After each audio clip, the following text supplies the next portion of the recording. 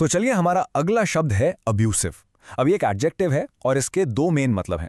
पहला है extremely offensive and insulting, मतलब कोई ऐसी चीज जो बहुत ज्यादा अपमानजनक हो। और दूसरा मतलब है इन्वॉल्विंग क्रुएल्टी, वायलेंस और अनजस्ट ट्रीटमेंट, यानी जिसमें बेरहमी, हिंसा या अन्याय जैसी बातें शामिल हो।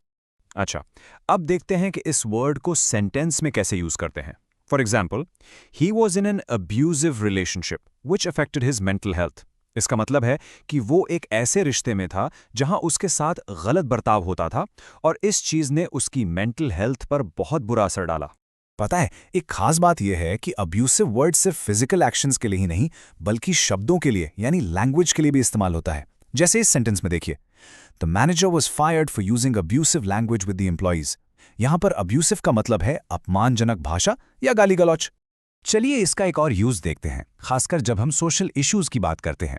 यह सेंटेंस देखिए, the new law aims to protect children from abusive situations at home.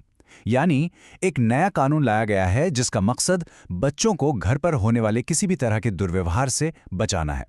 ये वर्ड आपको न्यूज़ में, रिपोर्ट्स में बहुत सुनने को मिलेगा, स्पेशली जब ऑनलाइन सेफ्टी की बात हो।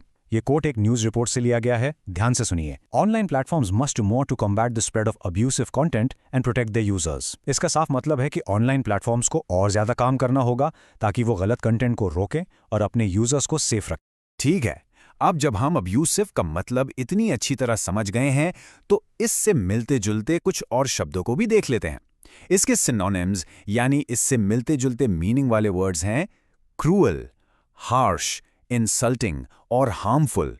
और इसके एंटोनिम्स यानी इसके बिल्कुल ऑपोजिट वर्ड्स हैं काइंड, जेंटल, रिस्पेक्टफुल और सपोर्टिव।